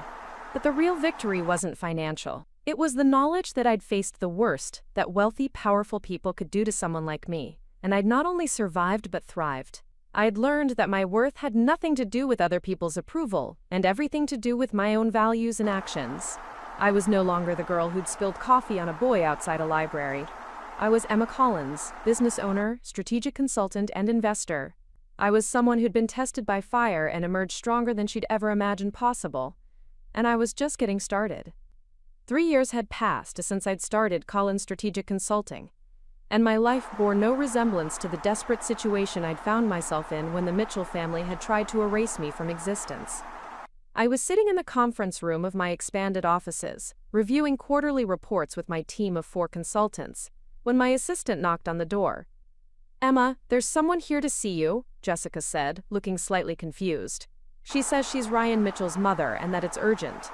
The name hit me like an echo from another lifetime. Patricia Mitchell, the woman who'd offered me money to disappear, who'd orchestrated a campaign to destroy my reputation, who'd been so certain that I was nothing more than an opportunistic girl trying to access her family's wealth. "Tell her I'm in meetings all afternoon," I said without hesitation. "Actually," Jessica continued, "she says she'll wait as long as necessary. She's been sitting in the lobby for over an hour." I glanced around the conference table at my team. Aleida Rodriguez had become not just a business partner, but one of my closest friends. Her eco-friendly cleaning supply chain now had 12 locations across Oregon and Washington, and we were planning expansion into California. Marcus Chen now owned 7 restaurants and credited our strategic partnership with his expansion success. 2 other consultants I'd hired were brilliant recent graduates who reminded me of myself at their age, hungry and determined to prove their worth. These people represented the life I'd built from nothing. They respected my expertise, valued my judgment, and had helped create something meaningful together. This was my world now, and Patricia Mitchell had no place in it. "Give me 10 minutes to wrap up here," I told Jessica, "then show her to my office." Elena caught my eye across the table. "Everything all right?" "Just ghosts from the past," I said.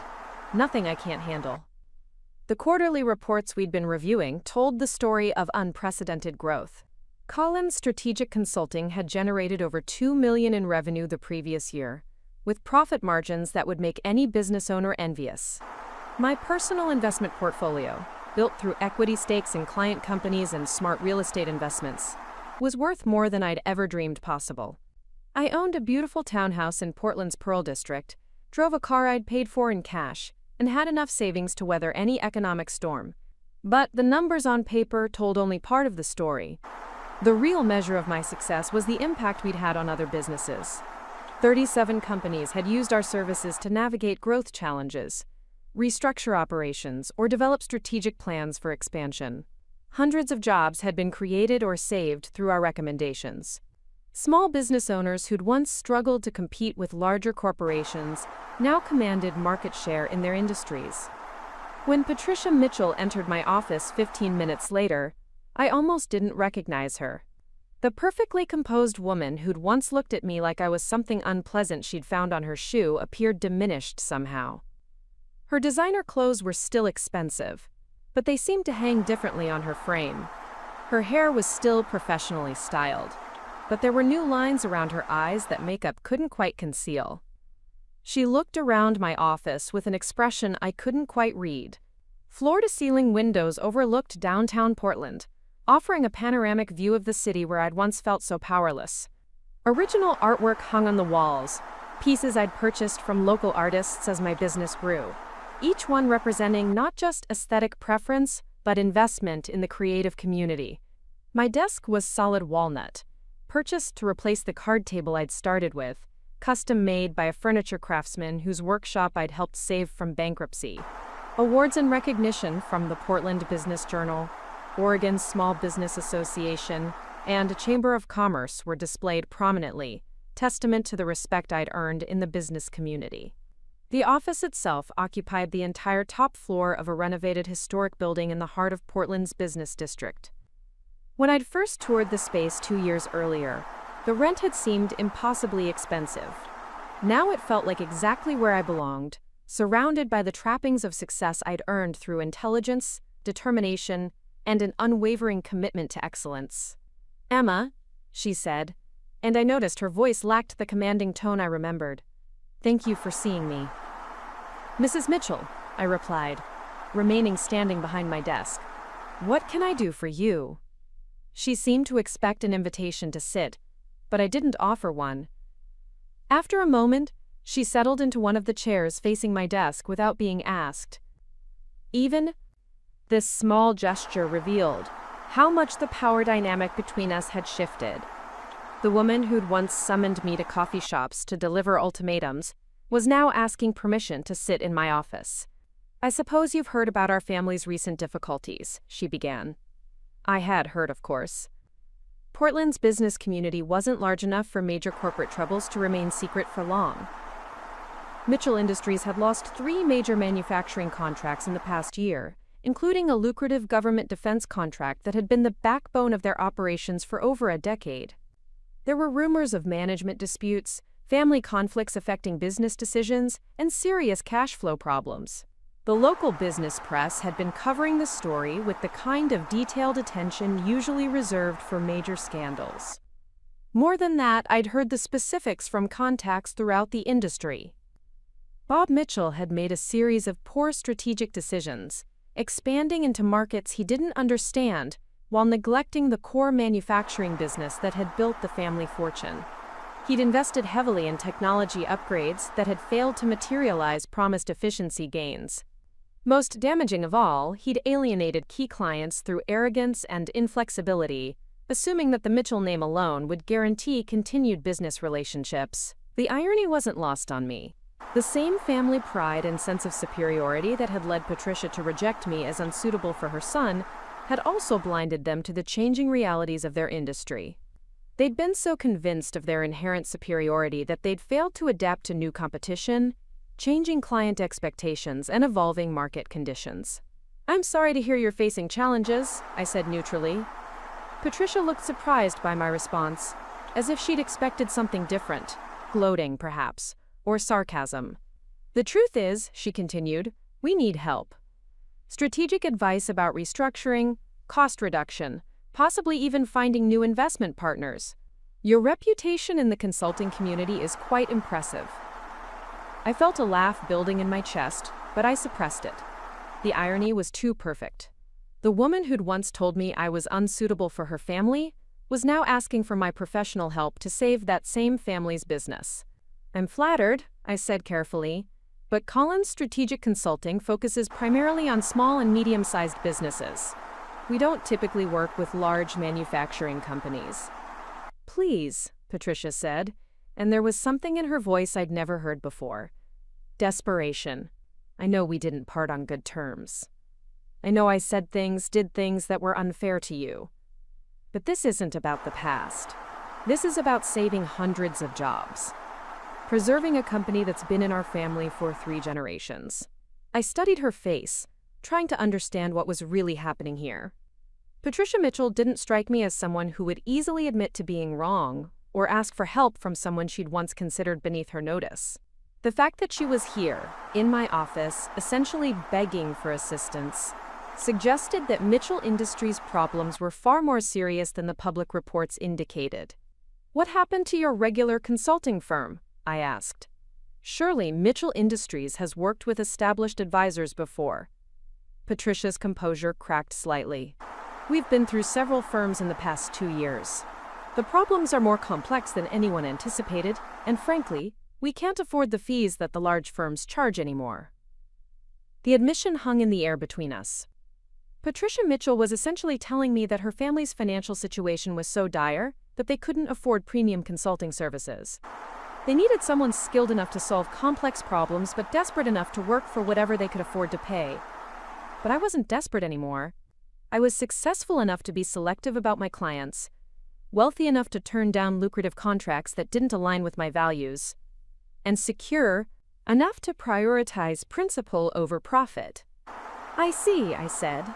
"And you thought of me because you assume I'd be grateful for the opportunity to work with your family despite our history?" "No," Patricia said quickly. "I thought of you because everyone I've spoken with says you're the most innovative strategic consultant in Portland. Marcus Chen credits you with transforming his entire business model. Elena Rodriguez calls you a genius. Dr. Martinez from the university says you have the best analytical mind she's encountered in 20 years of teaching." Hearing these testimonials from Patricia Mitchell was surreal. She was quoting the very people who'd supported me when she'd been trying to destroy my life. She'd spent months trying to convince Portland's business community that I was unreliable and dishonest, and now she was citing their respect for my work as the reason she needed my help. "Mrs. Mitchell," I said, "I appreciate that you're facing a difficult situation. But I think you may have forgotten something important about our previous interactions." Patricia winced as if she'd been expecting this moment. "You didn't just disapprove of my relationship with your son," I continued. "You actively tried to destroy my life. You sabotaged my employment, filed false academic charges against me, and did everything in your power to drive me out of Portland entirely. You offered me money to disappear because you were convinced I was only interested in your family's wealth." "I was wrong," she said quietly. "I was completely wrong about you, about your motivations, about everything." The admission was startling, but I wasn't finished. "You were wrong about more than my motivations," I said. "You were wrong about my capabilities, my worth, and my right to exist in this city without being harassed by people who thought their money made them more important than everyone else." Patricia nodded, tears beginning to form in her eyes. I know how badly I behaved, how unfair I was to you. If I could take it back, if I could undo the damage I caused, I would. But you can't," I said simply. "And now you want me to help save the business empire that you thought made your family superior to people like me." "Yes," she said, her voice barely above a whisper. "I know I have no right to ask. I know you have every reason to refuse. But Emma, I'm not just asking for myself. There are employees who've worked for Mitchell Industries their entire careers. Families who depend on those jobs. Communities that would be devastated if we have to close our doors." It was a compelling argument, and I could see the calculation behind it. Patricia knew I wouldn't help her family out of forgiveness or financial incentive, but she thought I might be motivated by concern for innocent people who would suffer if the company failed. She wasn't entirely wrong. The thought of hundreds of people losing their jobs because of management failures and family conflicts was genuinely troubling. But Patricia had made one crucial miscalculation in her approach. "Mrs. Mitchell," I said, "do you remember what you told me when you offered me $50,000 to leave your son alone?" She closed her eyes, as if the memory was painful. "You said I should find someone from my own social level and build a nice, simple life," I continued.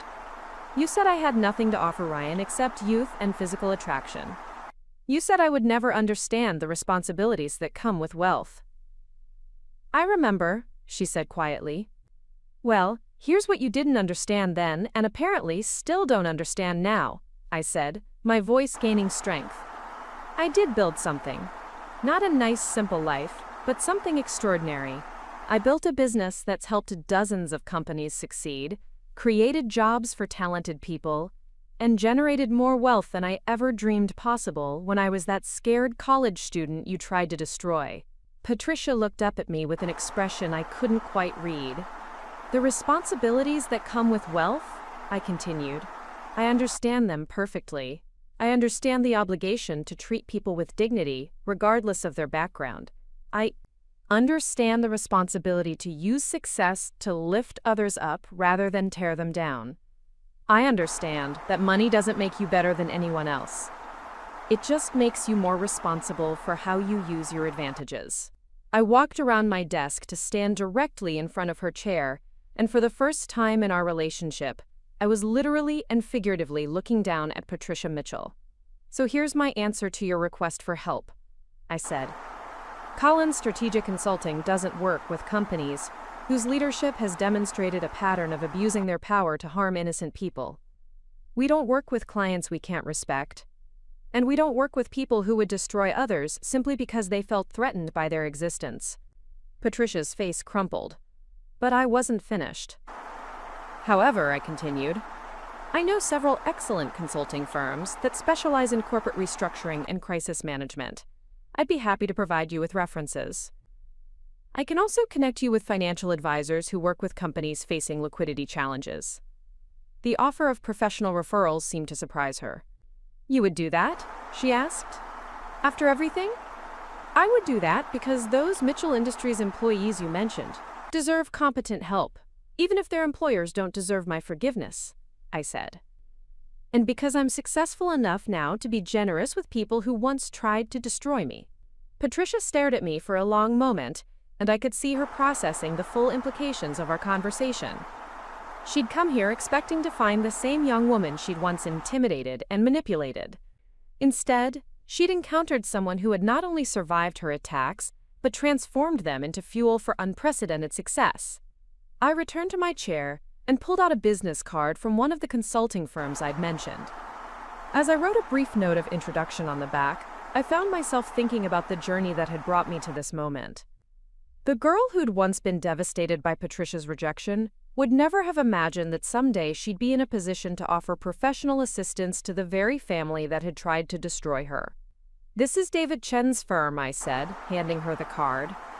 He specializes in manufacturing restructuring and has successfully turned around several companies in situations similar to yours. Tell him I referred you, and he'll prioritize your case. Patricia took the card with trembling hands, staring at it like it was a lifeline. Emma, she said, looking up at me with something that might have been wonder. How did you do it? How did you build all this after what we put you through? It was a fair question, and one I'd asked myself many times during the darkest periods of my reconstruction. I had advantages that you never recognized, I said. Intelligence, determination, and the ability to learn from failure. But most importantly, I had something your family never understood. I had nothing left to lose. Patricia frowned, clearly not understanding. When you destroyed my employment, my academic standing, and my relationship with your son, you thought you were taking away everything that mattered to me, I explained. But what you actually did was strip away all the external validations I'd been depending on. You forced me to discover what I was actually worth when nobody else believed in me. I gestured around the office, encompassing not just the physical space but everything it represented. This didn't happen in spite of what your family did to me, I said. It happened because of what your family did to me. You pushed me to a place where I had to become stronger, smarter, and more resourceful than I'd ever been before. You gave me the greatest gift anyone could give an ambitious person, the absolute necessity of succeeding entirely on my own merits. Patricia was crying openly now, but I wasn't sure whether the tears were from regret, admiration, or simple recognition of how completely she'd misjudged the situation. I need to ask you something, she said finally. Ryan, do you ever think about him? The question caught me off guard, not because it was unexpected, but because of how little it affected me. Occasionally, I said honestly. I hope he's learned something from his experiences. I hope he's found a way to be happy that doesn't require diminishing other people. He asks about you sometimes, Patricia said. He regrets how things ended between you. That's unfortunate, I said, and I meant it. But regret doesn't undo choices, and it doesn't change consequences. Ryan had the opportunity to stand up for what we built together, and he chose not to. That's not my responsibility to forgive or forget. Patricia nodded slowly. He's back in Portland, you know. The job in New York didn't work out. Neither did his relationship with Victoria Ashworth. I felt a flicker of something that might have been sympathy, but it passed quickly. I'm sorry to hear that, I said. But Ryan's career difficulties and relationship problems aren't my concern anymore. He made his choices based on what he thought would make him happy. I made mine based on what I knew would make me strong. There was a knock on my door, and Jessica appeared with a stack of documents requiring my signature. I'm sorry to interrupt, she said, but the contracts for the Seattle expansion need to be reviewed before the 5 o'clock deadline. Of course, I said, gesturing for her to place them on my desk. Mrs. Mitchell was just leaving. Patricia stood up from the chair, gathering her purse and what remained of her dignity. As she moved toward the door, she paused and turned back to face me. Emma, she said, I want you to know that I understand now what I failed to see before. You were never trying to take anything from our family. You were trying to build something with my son.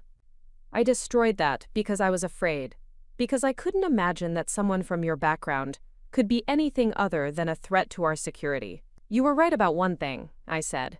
I was a threat to your security, just not in the way you thought. Patricia looked puzzled. You were threatened by the possibility that your son might choose love over status, authenticity over appearance, partnership over privilege. I explained. You were threatened by the idea that he might build something real with someone real, instead of playing the role you'd assigned to him in your family's social theater. And you were right to be threatened, I continued.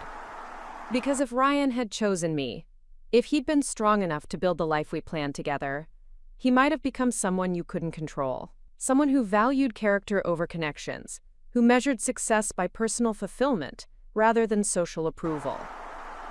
Patricia's eyes filled with tears again. I robbed him of that possibility, didn't I? You offered him a choice, I said. He made it freely, based on his own values and priorities. The fact that he chose your approval over our partnership tells you everything you need to know about his character. Patricia moved toward the door, then turned back one final time. For what it's worth, she said, I think he chose wrong. So do I said. But not because he lost me. Because he lost the chance to discover who he could have become if he'd been brave enough to choose his own path. After Patricia left, I stood by my office window, looking out at the city where I'd once felt so small and powerless.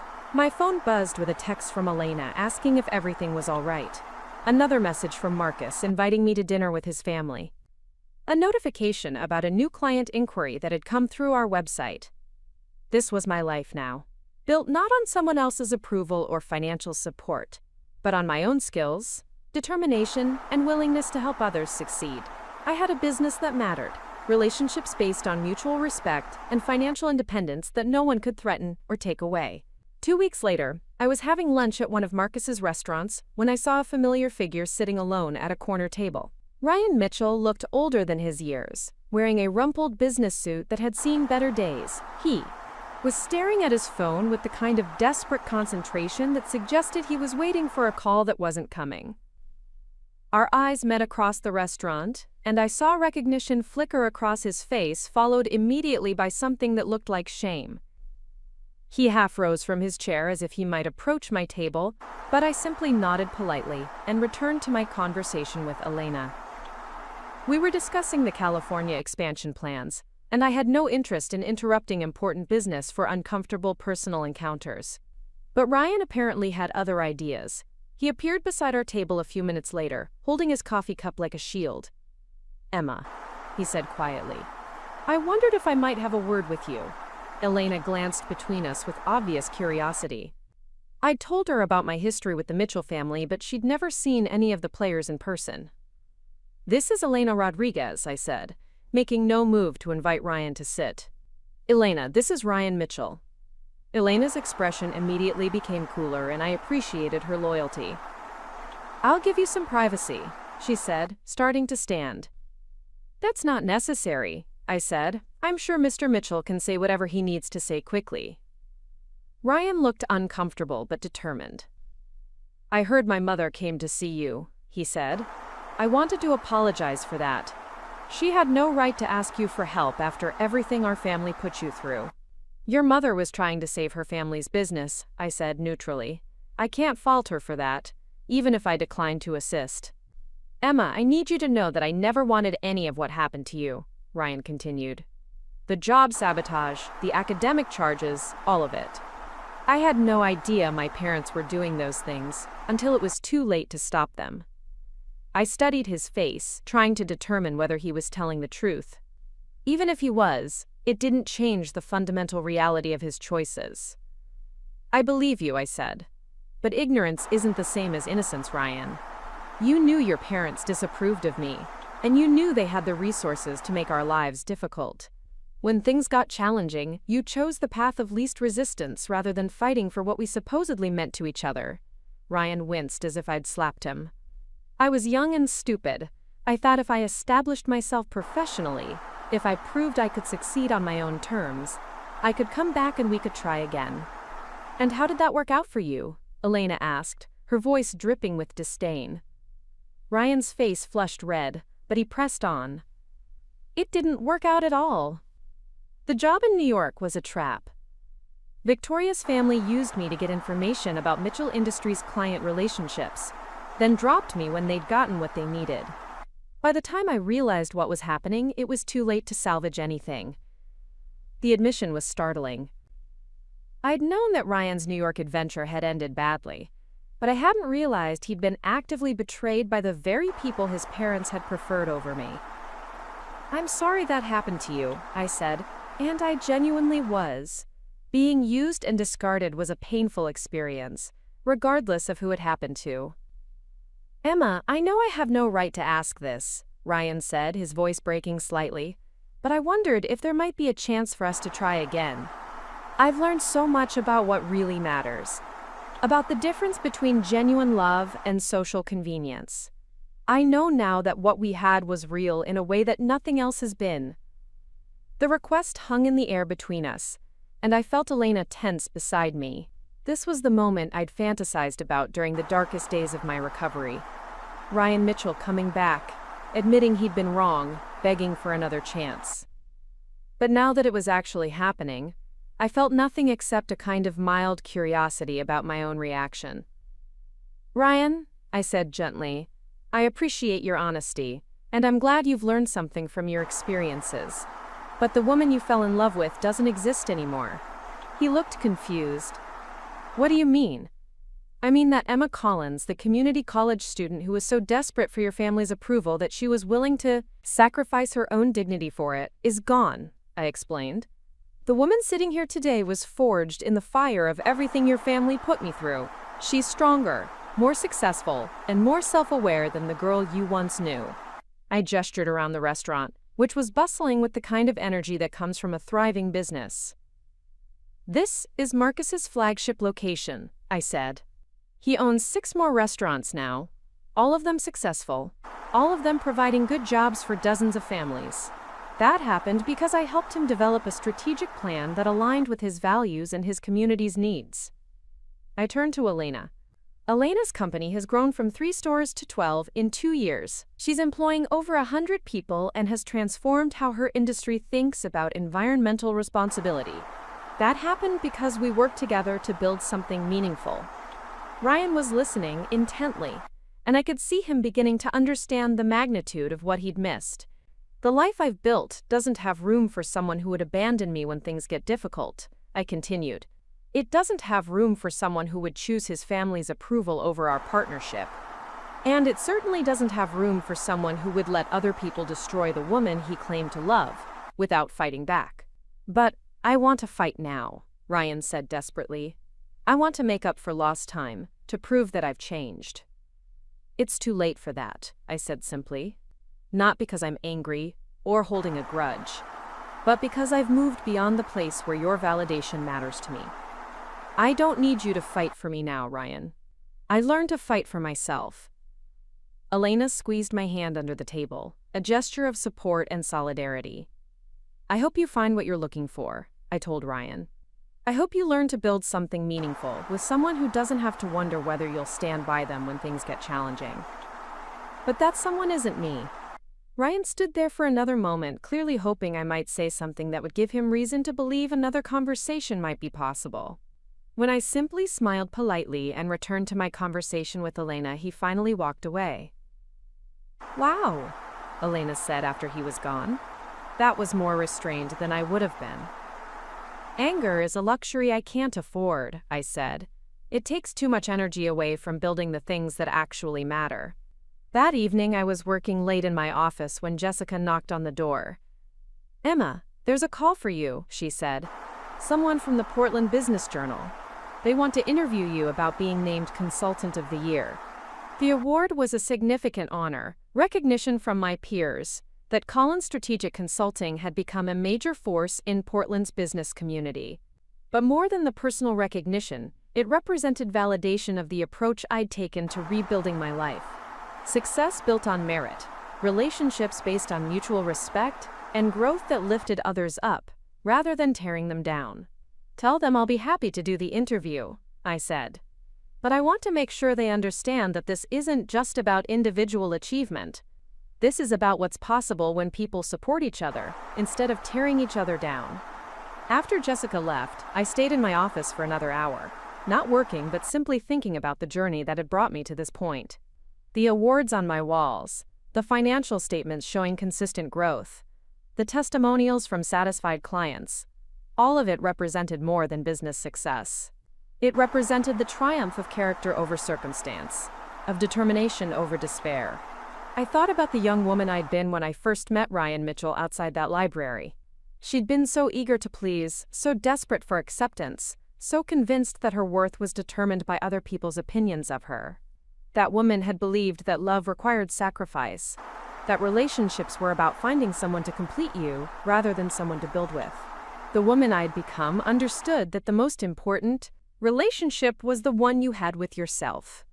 That success meant creating value in the world, not extracting it from others. That wealth was about freedom and security and the ability to be generous, not about status or power over other people. Patricia Mitchell had spent months trying to convince me that I wasn't good enough for her son. What she'd actually done was force me to discover that I was good enough for myself. In trying to destroy me, she'd pushed me to become stronger, more capable, and more successful than I'd ever imagined possible. The irony was perfect. In her desperate attempt to protect her family's wealth from a supposed gold digger, Patricia had created exactly the kind of person she'd claimed I was trying to become.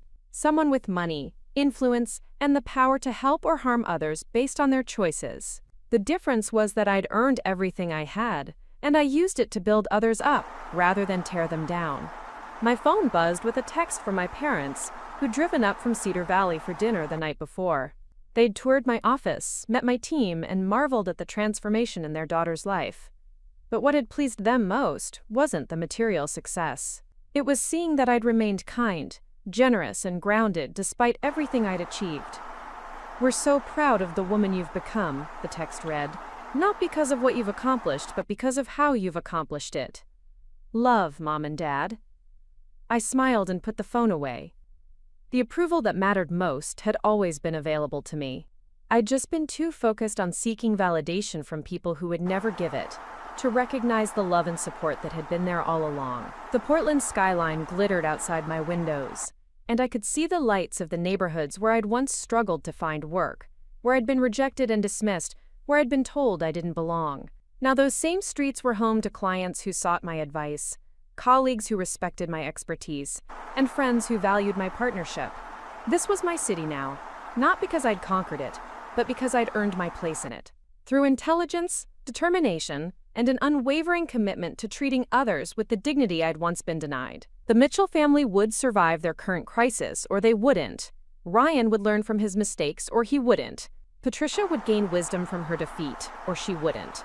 None of that was my responsibility anymore. I had a business to run, clients to serve, and a future to build. The past was finally, truly behind me. Up next, you've got 2 more standout stories right on your screen. If this one hit the mark, you won't want to pass these up. Just click and check them out.